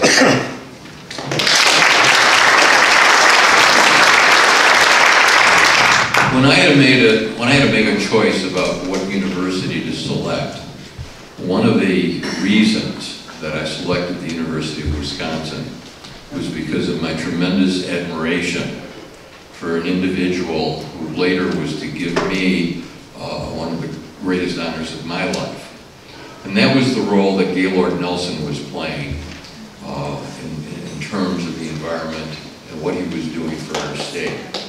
On the first Earth Day, he invited me to join Senator Gravel and himself to speak. And at that time, he spoke of the legacy of Wisconsin. I think of the phrase becoming strangers in our own land, because it's not the land and it's not the water that we knew 40 or 50 years ago. It's not the concerns of what we're doing to pollute and to destroy the very environment that makes us such a special place. Every portion of the state, whether we're talking from the Great Lake to the Mississippi. Yes, this is a trust that every public official holds. It's one I'm committed to, and I will welcome the day that we can invite Tia Nelson back to the state of Wisconsin and say, yes, you can utter words, climate change, in the state where your father did so much.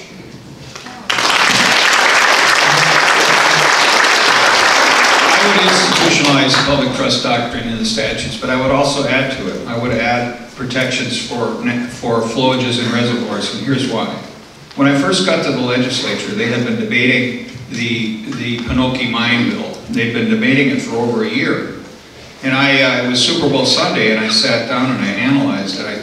Beverly and I stayed home, and I started about 9 in the morning. About just before kickoff, I realized and found that there were loopholes written into that law that would allow people to mine the bottom of flowages and lakes. They're not flowages and reservoirs that aren't protected by the public trust doctrine.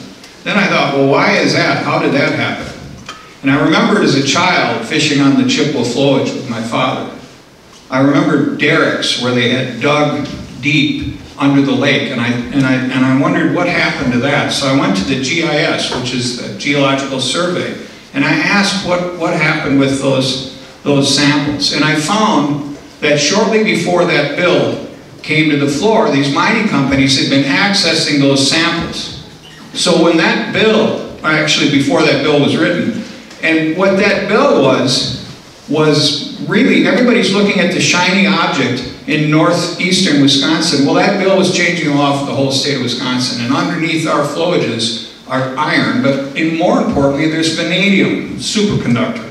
So we wrote a bill called the Save the Lakes Bill. Can't get a Republican on it, of course. But we wrote a bill called the Save the Lakes Bill so that they can't drain flowages and mine underneath them. We're under attack by some of these companies. They don't care about our natural resources because they're coming from far away.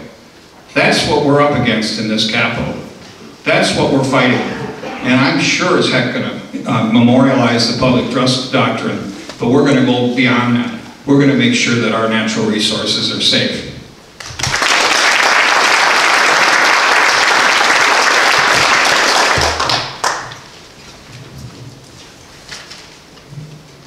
My stepdad is an environmental lawyer, and he specializes in water law. So I was probably 10 or 11 when I first heard about the public trust doctrine and learned about Just B. Marinette. It's such a special feature of Wisconsin law that we actually say that the waters of the state don't belong to individual property owners. They actually belong to all of us, the citizens of Wisconsin, and they're held in trust by the state for the use and benefit of all of us. Unfortunately, the public trust doctrine, like so many of our core environmental laws, is under attack by Republicans and by private business interests who want to be able to fill in wetlands, divert water from the Great Lakes, and use our public waters for their own personal and corporate gain. It's absolutely wrong. We need to enshrine the public trust doctrine in our state statutes, but we also need to strengthen the constitutional language that originally gave birth to the public trust doctrine. So this is something that I'm really, really passionate about, and I think it's something that makes Wisconsin so special and sets us apart from other states. Without our water, we are not going to be the same kind of powerhouse that we have been for tourism, for manufacturing, for all the other things that make Wisconsin a great place to live. And that starts with Wisconsin's water.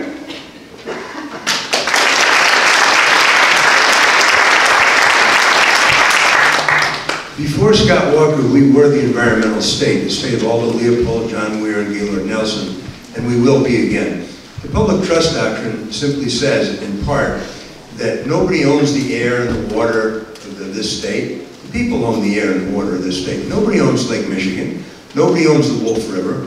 I don't have the right to just go ahead and pollute my neighbor's wells, and there has to be sensible regulation of it, and I will restore that again. So I absolutely would enshrine the public trust doctrine in statute, but I go further and note this. What has happened in the last 7 years is that the natural resources of this state have in effect been turned over to private industry. The idea being that somehow this particular party and administration has the right to tell people selectively, you don't have to obey wetlands, you don't have to obey environmental impact statement, you can have tens of thousands of animals without any regard to how it pollutes the water. You can take 100,000 gallons a day. All of that is going to end when I'm governor of Wisconsin. We are once again going to be the state of Aldo Leopold, John Muir, and Gaylord Nelson.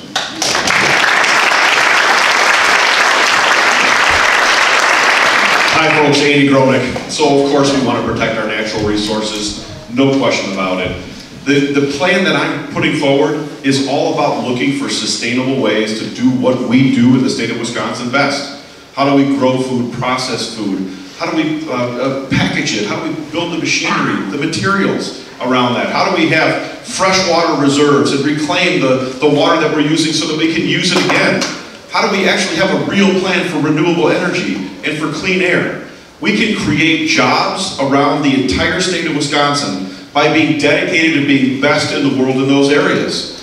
The days of being able to plug in a high-capacity well that not only takes all the water it needs, but takes the water from its neighbor, those days have to be over. The days when those same wells are draining our lakes, that has to be over. But we also have to make sure that we create a balance where we revere our resources, and at the same time we create an environment that allows us to create the kind of jobs that will make life in our state great for everyone. We can do both.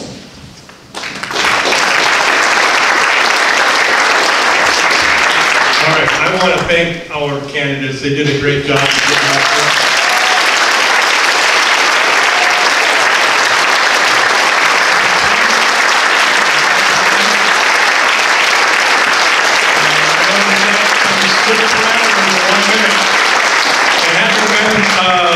Somewhat a long-winded politician myself, I know that's hard to do.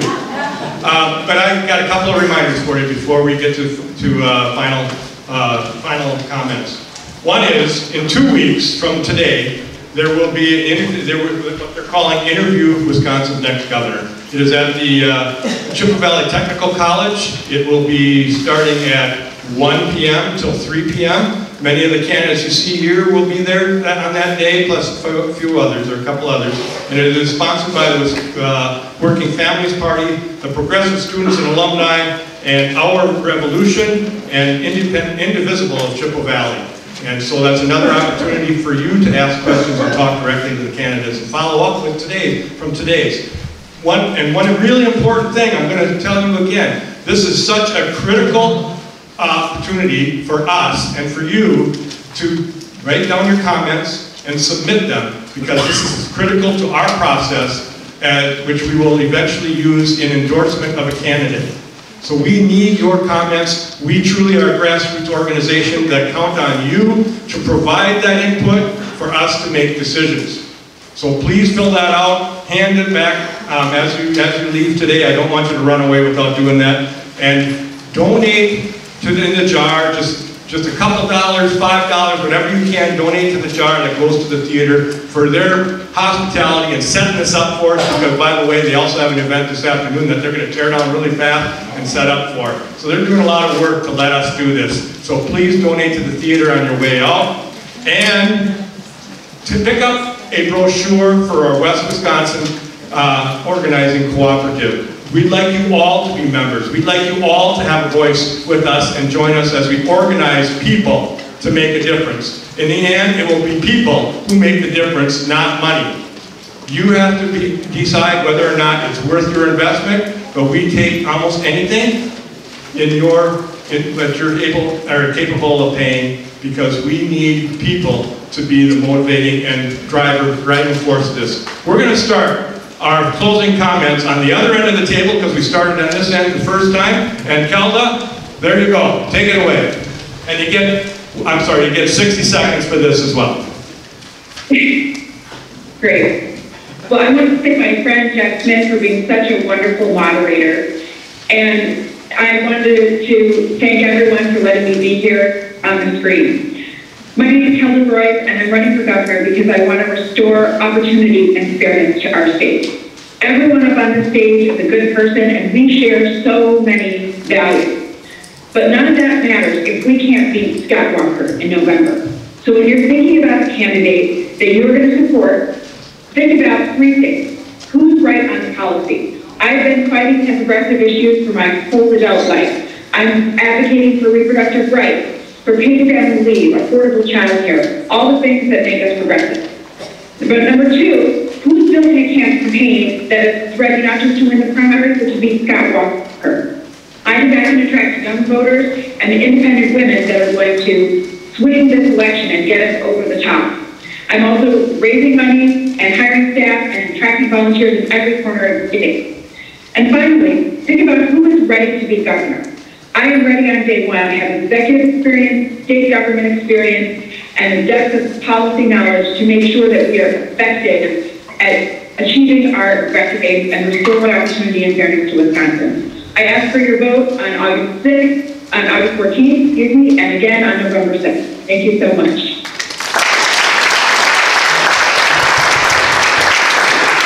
I'm running because I love this state. I'm not a professional politician. I've spent 32 years in the courtroom fighting massive corporations and powerful, wealthy special interest groups on behalf of people in the middle class and people trying to get into the middle class. A few years ago, some friends asked me to run for the state legislature because they said, you know, there's not going to be a lot of seats because the Republicans have redistricted, and we need to make sure we have voices in the seats that are there, advocates. I've been an advocate my whole life. I believe in Wisconsin. I love Wisconsin. But I love people in Wisconsin. We used to be the state with the Wisconsin idea, and part of that meant that the legislation coming through the Capitol building needed to be the best piece of legislation for the most amount of people. What happened to that? Foxconn. That's what happened. It's nothing but it's becoming a funnel to the top. Legislation coming out of that building doesn't represent people in the middle class or people trying to get there. It simply represents benefits for the powerful and the elite, and that needs to stop. Go to danawalks.com. We are not shy about talking about the issues. Perhaps I'm a wonk to some extent, but you know what? The issues are important. And we built a campaign, a statewide campaign. We have increasing volunteers all over the state. And we're raising enough money to be able to win this race. And that's important. We've got to win this. If we don't, no matter what the Supreme Court says in their decision, the Republicans will work within the confines of that decision, and they will rewrite our state, and that'll be the end of a representative republic in this state. We've got to win this one, folks. This is all the marbles.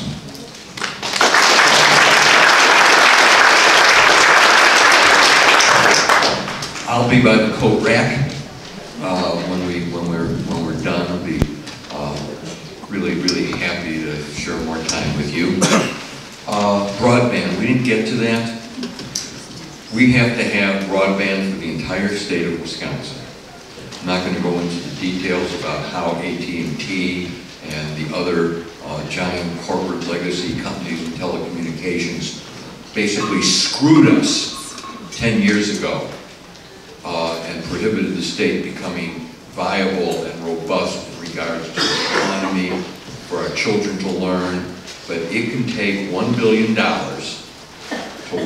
bring broadband from one end of the state to the other. 500 million from the public sector, 500 million from the private sector. And you can guess where that 500 million is coming out of the public sector. It's going to come off the bottom of Foxconn. Another word on behalf of the Children's Theater. Sarah and I raised 3 daughters through Madison's Children's Theater. I can't begin to describe how important it was in shaping their lives, and the importance of the arts and culture, and the fact that somewhere it says pursuit of happiness. That's what we should be about.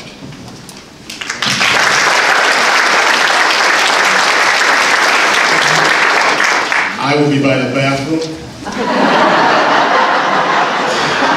after this because I've had to go for the last 20 minutes. But my name is Malin Mitchell. In my campaign, we don't go around talking about what is wrong with Walker all the time. We talk about what is right with us. And when I say us, I mean, are we a progressive? Are you either a liberal or whether you're a Democrat? What is right with us? Well, what is right with us is that we started Medicaid, that we started Social Security, that we started retirement security. We can't be afraid of who we are, what we've done. And everything we've done, conservatives have been there the entire way to try to put a beeline between us, to try to put a roadblock where we should go. So we need a fighter. We need a fighter in the executive branch. And we got to fight like hell for health care, for education, for common sense solutions and reform and policies that create opportunities for everybody, not just a select few. But what's real in this election, what is real to me is that woman in Eau Claire whose daughter sleeps on the floor because they just think that's normal. What's real to me is that teacher in Kenosha who had to sell her car because her health care premiums are too high. What's real to me is that Army vet in Iraq, who came from Iraq, in Appleton, who did 2 tours of that dude in Iraq. Now he comes back, he has no place to live, and is going to be homeless and doesn't have food to eat. That's what's real to me, and that's what's real in this election. We have to make sure we create a Wisconsin for all. So I'm asking you to believe in me. But more importantly, I'm asking you to believe in yourselves and the capacity for change, and the opportunities that we can create together for all people. But we have to put people over politics, people over bad policy, and people even over party to make sure we take care of Wisconsin, and together we rise. I want to be your next governor, and my name is Malin Mitchell.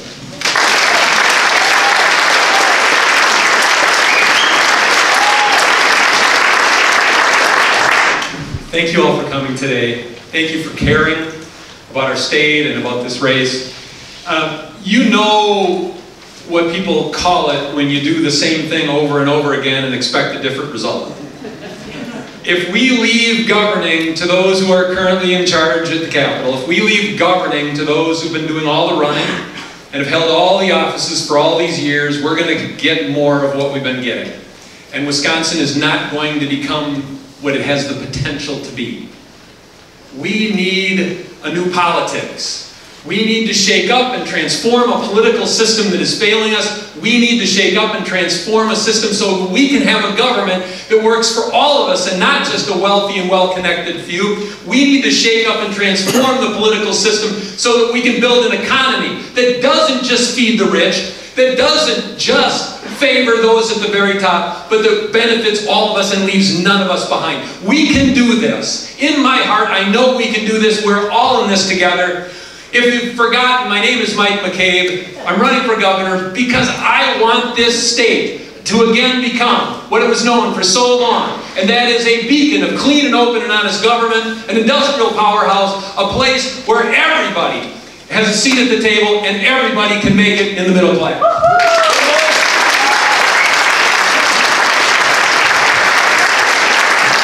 Okay, folks, I'm Andy Gronick, and I love the energy on this stage. I'm just curious, has anybody changed their mind over the course of this forum? Does anybody here believe that politics as usual is working? Raise your hand.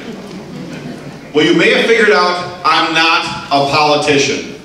I'm not a politician.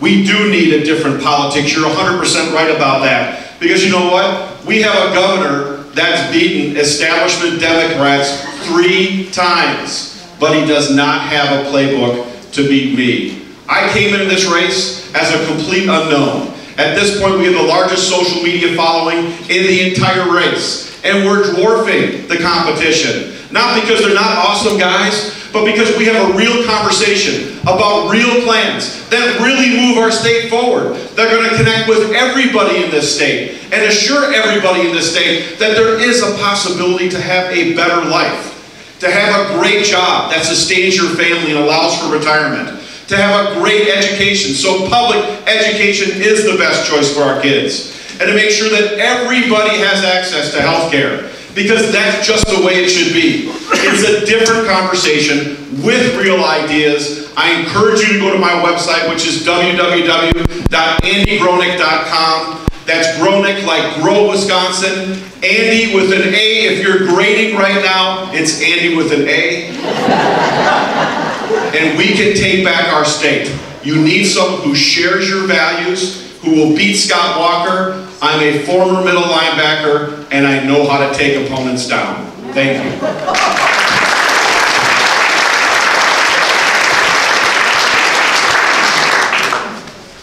I've really loved being here at this forum today. I want to thank the gentleman on the way in when I was shaking hands who said, Matt Flynn, I'm with you 100%. When you were with Green Bay, you threw for 6 touchdowns against the Lions. Thank you, whoever you are, Mr. Guy.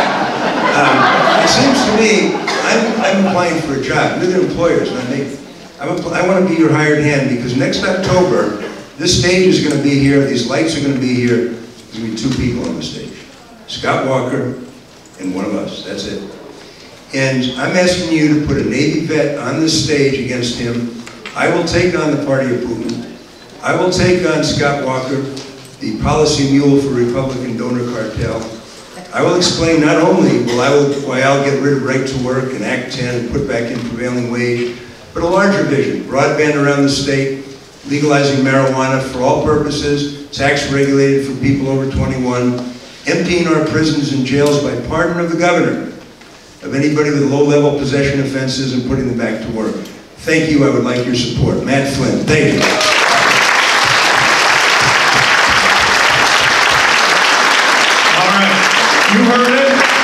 You heard it. You've got some great answers to some really important questions. Mark your ballots. Well, almost. One more thing though. We're talking about fall election up here, but in the meantime, a very important spring election is coming up. We're supporting some great candidates. Some of them are here today. Maybe you get a chance to even meet them. We're supporting great candidates throughout Eau Claire County, Chippewa County, Dunn County, and St. Croix County throughout western Wisconsin, because that's what we do at Citizen Action Organizing Cooperative.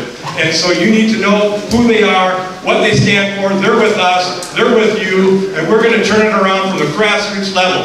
One last thing, and I'm glad it came up today, that on the ballot this spring is the treasurer of the state of Wisconsin. If they are successful in eliminating that office, we will become the first and only state without a chief financial officer, without an oversight of how our money is handled.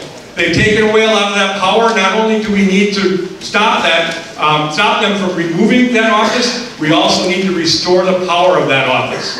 So talk to me if you wish, but I need you to vote on April 7th? I'm sorry, what is it? The 3rd, I'm sorry, April 3rd.